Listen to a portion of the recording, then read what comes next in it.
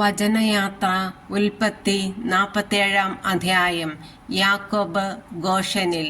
Joseph ഫറവോയുടെ അടുത്ത് ചെന്ന് പറഞ്ഞു, കാനാൻ ദേശത്തു നിന്ന് എൻ്റെ പിതാവും സഹോദരന്മാരും വന്നിട്ടുണ്ട്. അവരുടെ ആടുമാടുകളും അവർക്കുള്ള സകലതും കൂടെ കൊണ്ടുവന്നിട്ടുണ്ട്. അവരിപ്പോൾ ഗോഷൻ ദേശത്താണ്. തൻ്റെ സഹോദരന്മാരിൽ 5 പേരെ അവൻ ഫറവോയുടെ മുൻപിൽ കൊണ്ടുചെന്നു.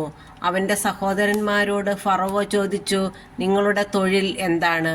അവർ പറഞ്ഞു, അങ്ങയുടെ ദാസർ ഇടയന്മാരാണ്. ഞങ്ങളുടെ പിതാക്കന്മാരും അങ്ങനെ ആയിരുന്നു. അവർ തുടർന്നു പറഞ്ഞു, ഇവിടെ താമസിക്കാനാണ് ഞങ്ങൾ വന്നിരിക്കുന്നത്. കാനാൻ ദേശത്ത് ക്ഷാമം രൂക്ഷമായതുകൊണ്ട് അങ്ങയുടെ ദാസരുടെ കാലികൾക്ക് അവിടെ തീറ്റിയില്ല. ദയചെയ്ത് ഗോഷൻ ദേശത്ത് താമസിക്കാൻ ഞങ്ങളെ അനുവദിക്കണം. അപ്പോൾ ഫറവോ ജോസഫിനോട് പറഞ്ഞു, നിന്റെ പിതാവും സഹോദരന്മാരും നിന്റെ അടുത്തേക്ക് വന്നിരിക്കുന്നു. ഈജിപ്ത് ദേശം മുഴുവനും നിനക്ക് അധീനമാണ്. നാട്ടിൽ ഏറ്റവും നല്ല സ്ഥലത്ത് നിന്റെ പിതാവിനെയും സഹോദരന്മാരെയും പാർപ്പിക്കുക. അവർ ഗോഷൻ ദേശത്ത് താമസിക്കട്ടെ. അവരിൽ കാര്യശേഷിയുള്ളവരെ നിനക്കറിയാമെങ്കിൽ എൻ്റെ കാലികളെ അവരെ ഭരമേൽപ്പിക്കുക. അതിനുശേഷം ജോസഫ് തൻ്റെ പിതാവായ യാക്കോബിനെ ഫറവോയുടെ മുൻപിൽ കൊണ്ടുചെന്നു. യാക്കോബ് ഫറവോയെ അനുഗ്രഹിച്ചു. നിങ്ങൾക്ക് വയസ്സെത്രയായി? ഫറവോ ചോദിച്ചു. എൻ്റെ ദേശാന്തരവാസകാലം 130 വർഷമായിരിക്കുന്നു. അത് ഹ്രസ്വവും കഷ്ടപ്പാടുകൾ നിറഞ്ഞതുമായിരുന്നു. എൻ്റെ പിതാക്കന്മാരുടെ ദേശാന്തരവാസ കാലത്തോളം ആയിട്ടില്ല അത്. ഫറവോയെ അനുഗ്രഹിച്ചതിനു ശേഷം യാക്കോബ് അവൻ്റെ അടുത്ത് നിന്ന് പോയി. ഫറവോ കൽപ്പിച്ചതുപോലെ ജോസഫ് തൻ്റെ പിതാവിനും സഹോദരന്മാർക്കും ഈജിപ്തിലെ ഒരു ദേശം അവകാശമായി നൽകി. അവരെ അവിടെ പാർപ്പിച്ചു. നാട്ടിലെ ഏറ്റവും നല്ല ദേശമായ റംസേസ് ആണ് അവൻ അവർക്ക് കൊടുത്തത്. ജോസഫ് തൻ്റെ പിതാവിനും സഹോദരന്മാർക്കും പിതാവിൻ്റെ വീട്ടുകാർക്കുമെല്ലാം അംഗസംഖ്യ അനുസരിച്ച് ആഹാരം കൊടുത്തുപോന്നു. ക്ഷാമം രൂക്ഷമാകുന്നു. ഒരു ദേശത്തും ആഹാരം കിട്ടാനില്ലായിരുന്നു. ക്ഷാമം അത്ര രൂക്ഷമായി. ഈജിപ്തും കാനാൻ ദേശവും ക്ഷാമം മൂലം കഷ്ടപ്പെട്ടു. ഈജിപ്തിലെയും കാനാൻ ദേശത്തിലെയും പണം മുഴുവൻ ആളുകൾ വാങ്ങിയ ധാന്യത്തിൻ്റെ വിലയായി ജോസഫ് ശേഖരിച്ചു.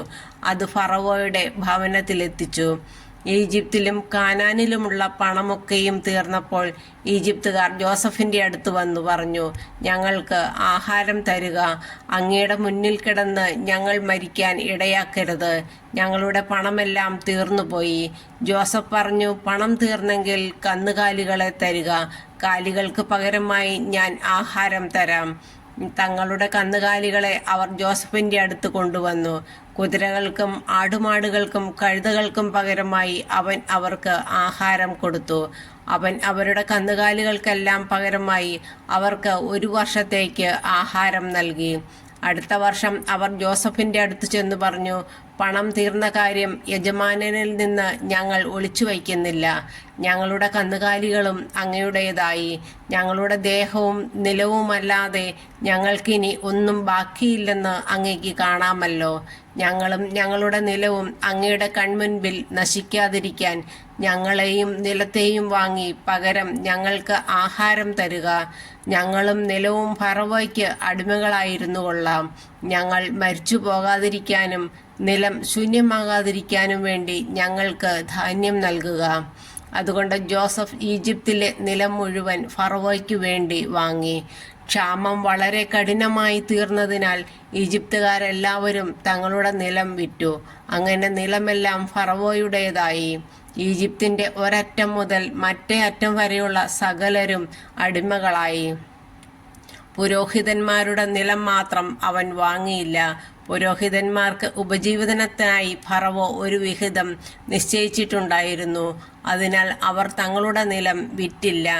ജോസഫ് ജനങ്ങളോട് പറഞ്ഞു, ഇന്ന് ഞാൻ നിങ്ങളെയും നിങ്ങളുടെ നിലത്തെയും ഫറവോയ്ക്കായി വാങ്ങിയിരിക്കുന്നു.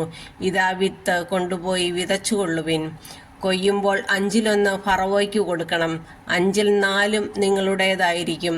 വിത്തിനായും നിങ്ങൾക്കും വീട്ടുകാർക്കും കുഞ്ഞുങ്ങൾക്കുമുള്ള ആഹാരത്തിനായും അതെടുത്തുകൊള്ളുക. അവർ പറഞ്ഞു, അങ്ങ് ഞങ്ങളുടെ ജീവൻ രക്ഷിച്ചു. യജമാനന് ഞങ്ങളിൽ കൃപയുണ്ടാകണം. ഞങ്ങൾ ഫറവോയുടെ അടിമകളായിരുന്നു കൊള്ളാം. അങ്ങനെ ജോസഫ് ഈജിപ്തിലെ നിലത്തെ സംബന്ധിച്ച് 5-ലൊന്ന് ഫറവോയ്ക്ക് എന്നൊരു നിയമം ഉണ്ടാക്കി. അത് ഇന്നും നിലനിൽക്കുന്നു. പുരോഹിതന്മാരുടെ നിലം മാത്രം ഫറവോയുടേതായില്ല. യാക്കോബിന്റെ അന്ത്യാഭിലാഷം. ഇസ്രായേൽ ഈജിപ്തിലെ ഗോഷൻ ദേശത്ത് പാർത്തു. അവർക്ക് അവിടെ ധാരാളം സ്വത്തുണ്ടായി. അവർ സന്താന സമൃദ്ധിയുള്ളവരായി പെരുകി. യാക്കോബ് ഈജിപ്തിൽ 17 വർഷം ജീവിച്ചു.